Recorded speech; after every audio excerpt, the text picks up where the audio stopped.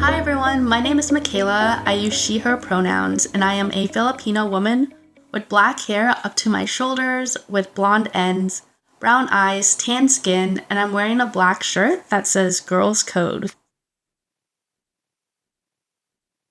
I took my first computer science class in my first year of college, and it felt empowering to see my code come to life. But there was always an underlying feeling of being bad at CS. I ended up minoring in computer science.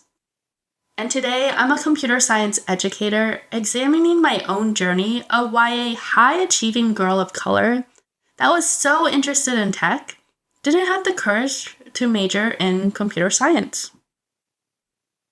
As anyone who has ever written a line of code knows, computer science involves making mistakes. And this single, seemingly simple action can be hard to do when everything in our lives tell us making mistakes is full of shame.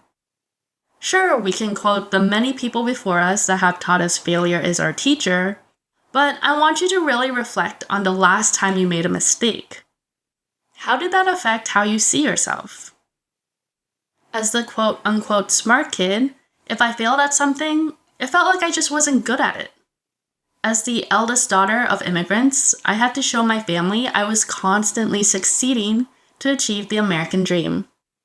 And as a woman in a male-dominated field, one simple question about how something works could be something used to prove that I did not belong in this field. And I invite you to think about the different ways your student might interpret failure. What does it mean socially, culturally, and emotionally? A mistake while writing code can reinforce a narrative for students that they don't belong in CS. So I ask educators to normalize failure. In the classroom, sometimes, and by that I mean often, I run my code and an error pops up. Okay, time to go bug finding. I model how we handle mistakes. What questions do we ask? What resources do we use? And what do we do when we get frustrated? I step into my students' shoes and problem solve alongside them. And together we learn that not knowing an answer doesn't make us less capable at computer science. It's just part of the learning process. This mindset has given myself the courage as an educator to say, you know what? I'm not sure what the answer is, but let's find out together. And together we can transform failure from a source of shame to a normal part of our daily lives that pushes us to grow.